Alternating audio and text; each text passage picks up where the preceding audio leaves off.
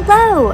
I hope that you are having a great day so far, and I'm so proud of you for making it through the first aid videos. And now the next couple of videos are going to be focusing on what's called self-defense. Now, I'm not going to be teaching you, karate or how to become a black belt in karate. I'm just going to show you and demonstrate a few techniques in case you were ever in danger. The first thing when it comes to self-defense is knowing the 3 principles of self-defense. The first one is that your safety is important and your life is worth fighting for. The second principle is that you always want to listen to your inner voice. We've talked about that inner voice in some of the safety videos from the past, so you want to always listen to your inner voice whenever it's telling you that you're uncomfortable or that maybe you're in danger. The last principle of self-defense is that if one strategy or technique doesn't work, try another. Keep trying and don't ever give up. Now we're going to review the countdown to safety, and this is the countdown that you use when someone makes you feel uncomfortable. So let's review that now. When someone makes you feel uncomfortable, the first thing is to say no. Then you'll push away from whoever is making you feel uncomfortable. After you push away, you'll want to get away. And once you have gotten away from that situation, you need to tell someone you trust. Now it's time for activity 1. Be ready. Be confident.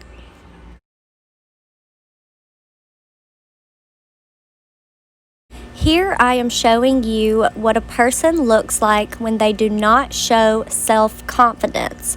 They hold their head down and their shoulders are slumped forward. Now I'm showing you what a confident person looks like. They stand tall and their head is up. Now I want us to practice what's called making ourselves look big. And this is a helpful trick when you are out in public, because if you look confident and you make yourself look a little bigger, then most attackers won't feel like you are vulnerable or as vulnerable. So when we practice making ourselves look big, we want to have our shoulders back, we want to stand up straight, we want to have our head lifted, not down, and you want to make yourself look bigger.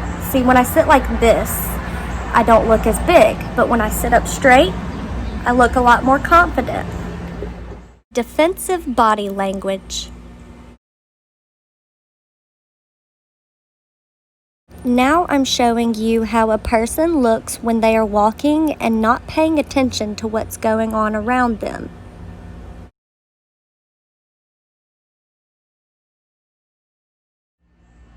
This is how a person looks when they are aware of their surroundings. I want you to now practice walking or moving around looking confident and being aware. Now I'm going to show you the defensive stance. Here is the defensive stance. You want to protect your face, hold your hands up with the palms facing out, put your hands at shoulder height, and keep your elbows bent. You want to keep your feet spread apart with one foot slightly behind the other. I want you to now pause the video and practice standing with your feet spread apart and one foot slightly behind the other. Make sure that you don't have your hands far apart because you want to protect your face and your head. Make sure that you practice this a couple of times. Next, I want you to practice yelling, "Stay away, no."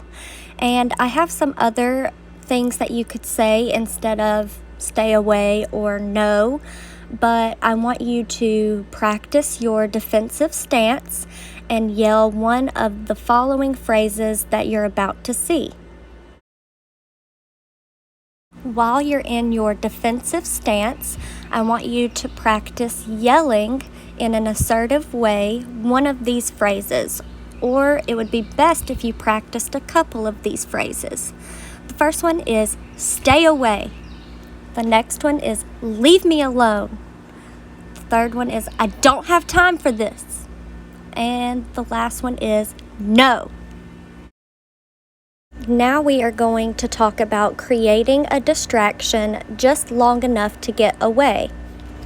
Distractions are meant to disorient or confuse the attacker, and it provides a way for you to get away. The goal is to get away. There are certain areas on our bodies that are more weak than others, and everyone has these weak spots, but I'm going to talk about them now. The eyes are weak spots, so if somebody pokes you in the eye, obviously you're going to be a little confused and not really know what's going on. Another one is this soft spot right under the arm. That really hurts if you pinch it. I don't recommend just pinching someone under the arm. But if you were being attacked and you could grab hold of the attacker's arm, then that would create a distraction and enough time for you to get away. Another one is if you stomp on their foot or if you hit their shin. And I don't know if you know what your shin is, but I'll lift my leg up for you. Your shin is this part of your leg. Okay? Very sensitive. And another weak spot or soft spot are the ears. So you can always flick somebody in their ear, or you can clap on their ears. I don't recommend practicing that because it can be very dangerous if you do it in the wrong way. But if you were being attacked, obviously you want to create a distraction, so that is an option.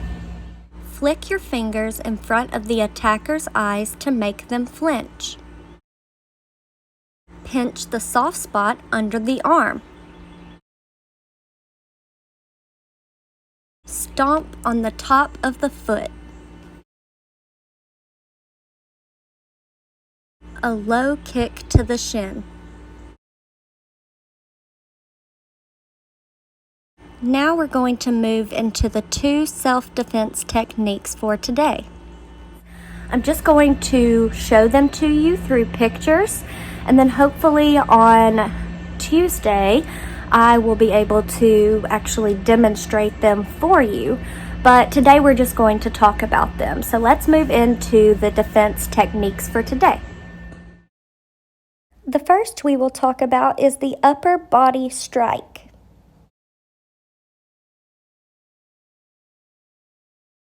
Bring your hand and arm up and across your body and swing the attacker's hand out of the way.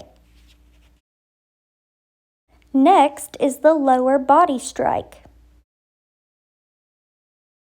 For this one, you bring your hand and arm down and across your body and swing the attacker's hand out of the way. When you are using your hands to block, you are doing this so that you can protect your face and your head, but also your chest and your stomach area. So that's why we use our hands in this technique to block. Now we will talk about the palm stop.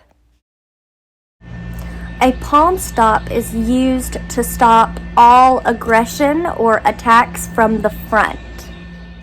Using the palm stop, target the upper torso using an open hand so that you make impact with the heel of the palm. Make sure you use a straight, stiff arm. Avoid targeting the center of the chest, head, or face. The first step in the palm stop is to use a defensive stance. Step 2 is to direct the palm stop straight to the attacker's shoulder, not the chest or the head or the face.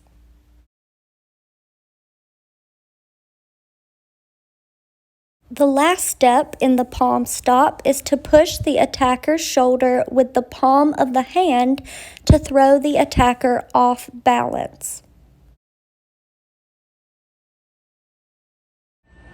Okay, great job, guys. Now you have learned 2 defense techniques if you were ever in danger, and then on Tuesday we will continue to talk about other defense techniques and hopefully put some of those into a practice scenario. I hope you have a great weekend, and roar Lions!